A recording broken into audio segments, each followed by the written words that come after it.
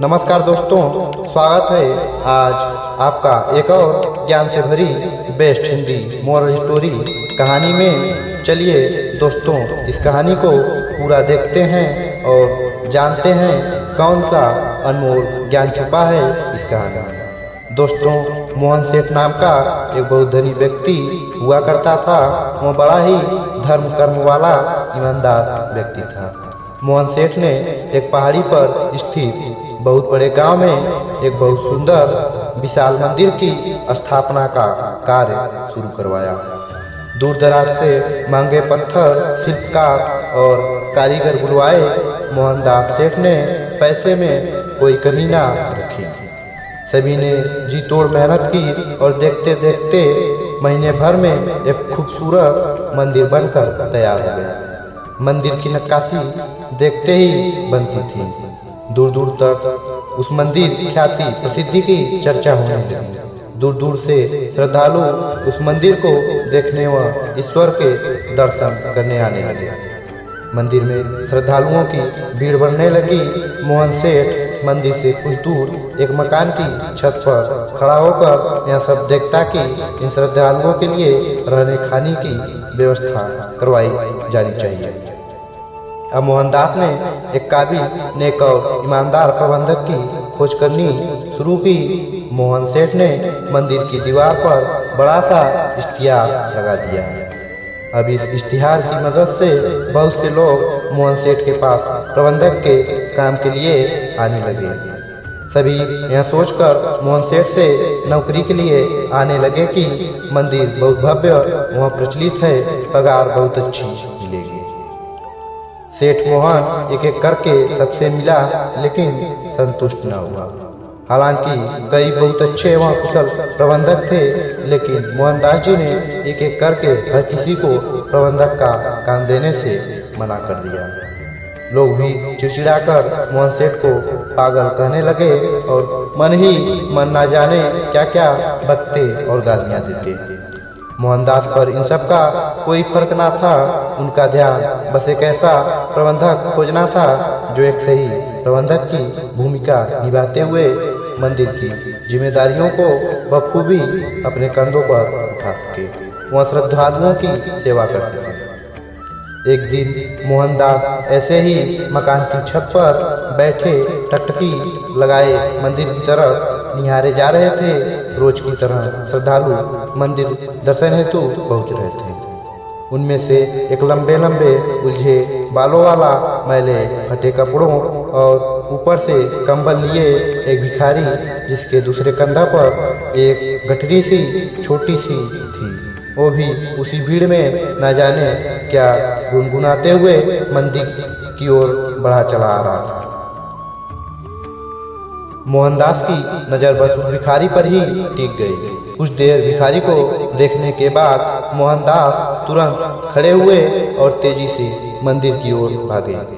मोहनदास श्रद्धालुओं से उलझते टकराते हुए उस भिखारी तक पहुँचे।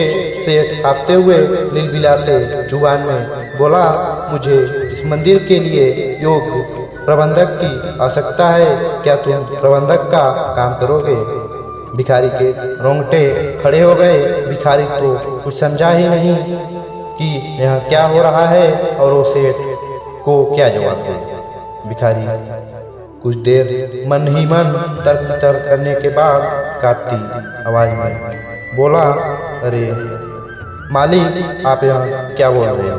भला मैं ये भिखारी, निर्बुद्धि, अनपढ़ इतनी बड़ी जिम्मेदारी कैसे संभाल सकता हूँ?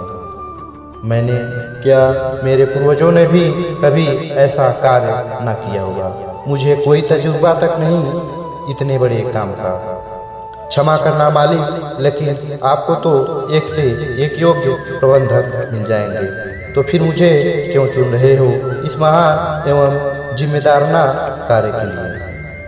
अब इस पर सेठ मुस्कुराकर भावुकता भरे अंदाज में बोला, हाँ, कई कुशल लोग मेरे पास प्रबंधक के काम के लिए आए, लेकिन मैं उनसे संतुष्ट ना था, क्योंकि मुझे पढ़ा लिखा कुशल प्रबंधक नहीं, अपितु एक योग्य व ईमानदार व्यक्ति चाहिए था। क्योंकि शुरू में जब मुझे प्रबंधक की आवश्यकता हुई तब एक योग्य व्यक्ति की खोज मेरे लिए चुनौती थी।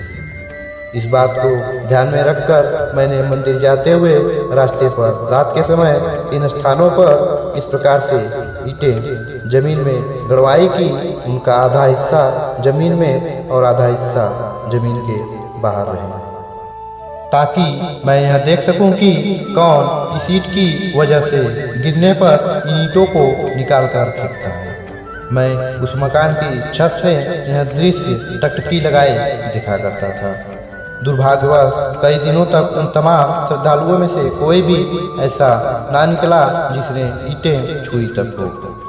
ऐसे में जब आप सभी श्रद्धालुओं सहित मंदिर की ओर बढ़े आ रहे थे तो आपने जमीन से ऊपर की तरफ निकले हुए ईंटों को कोने में देखे तो तुरंत आपने जमीन खोदना शुरू किया और एक एक करके तीनों ईंटों को खोदकर बाहर निकालकर फेंक दिया, ताकि कोई श्रद्धालु अब इन ईंटों से टकराकर गिर न जाए, कहीं चोट ना लग जाए। आपका पैर उन ईंटों से उलझा भी नहीं, फिर भी आपने निस्वार्थ होकर दूसरों की हित का सोच यह कर्म कर डाला। इस पर भिखारी बोला, सेठ जी यह तो मेरा फर्ज था जो मैंने पूरा किया, इसमें कोई बड़ी बात नहीं। सेठ तुरंत बोला कि मेरे लिए यह बहुत बड़ी बात है, क्योंकि मुझे जो योग्यता चाहिए थी वो आप में मुझे मिल गई।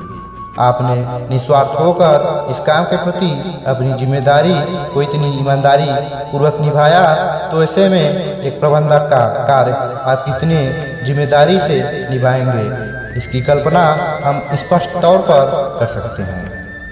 इसलिए हाथ जोड़कर विनती है, आप मना ना करें, इस मंदिर को आपकी बहुत आवश्यकता है। सेठ के हाथ जोड़ते ही भिखारी ने तुरंत सेठ का हाथ पकड़ लिया और बोला, बस मालिक, बस कृपया आप यूं हाथ जोड़कर मुझे तुच्छ को शर्मिंदा ना करें। आप बहुत बड़े सेठ हैं, वो अपनी गरिमा को बनाए रखें। इतना बोलते बोलते भिखारी के आंसू बह निकले। वह बोला, आप बहुत नेक दिल इंसान हैं, वरना मुझ भिखारी से आज तक किसी साधारण मनुष्य ने भी मुझसे इतने सम्मानपूर्वक बात की होगी। मैं प्रबंधक का कार्य अवश्य करूंगा। इतना बोल भिखारी ईश्वर का धन्यवाद करने लगा और कहने लगा, यह सब ऊपर वाले की दया कृपा से हो रहा है। तो दोस्तों, देखा आपने जीवन में ईमानदार रहने का फल। भिखारी की जिंदगी ही पलट गई। भिखारी ने किसी दिखावे के लिए ऐसा नहीं किया, उसने जो सही समझा उसे किया, वो भी ईमानदारी से और निस्वार्थ होकर। तब जाकर उसको ईश्वर ने इतना खूबसूरत तोहफा दिया, क्योंकि कोई देखे ना देखे लेकिन ईश्वर की नजरें आप पर 24 घंटे बरकरार हैं। नेकी की राह पर चलते रहो, जिंदगी कभी भी करवट ले सकती है। यकीन मानो, ईश्वर कृपा बरसाने के लिए ही बैठे हैं। बस आप निस्वार्थ होकर ईमानदारी के रास्ते पर चलना शुरू तो करो। आज नहीं तो कल जीवन में सकारात्मक बदलाव देखने को जरूर मिलेंगे। हालांकि बहुत मुश्किल और कठिनाइयों से भरा होता है यह रास्ता, लेकिन ईश्वर पर भरोसा रखो। वह आपके संयम व हौसलों को परख रहे हैं और आपको हर परीक्षा में सफल होना है। हौसला और हिम्मत कभी नहीं खोना, वक्त एक दिन जरूर बदलेगा। तो दोस्तों, आपको यह कहानी कैसी लगी यह हमें नीचे कमेंट बॉक्स में कमेंट करके जरूर बताना। एक बेहतर समाज निर्माण और सुंदर चरित्र निर्माण के लिए मनुष्य को सही राह पर लाना हमारा कर्तव्य है। इसलिए दोस्तों, हम सही राह पर लाने वाली कहानियाँ हम इस चैनल पर लाते रहते हैं। इसलिए दोस्तों, आप हमारे चैनल को भी सब्सक्राइब करना ना भूलिए और साथ में साथ अपने दोस्तों को भी इस कहानी को शेयर जरूर कीजिए, ताकि कई लोग भी ऐसे राह से गुजर रहे हों तो अपने राह को एक मजबूत राह पर अपने आप को समर्पित कर सकें। तो दोस्तों मैं आपसे एक बार फिर से कहना चाहता हूँ कि आप हमारे इस चैनल को सब्सक्राइब करना ना भूलें। धन्यवाद।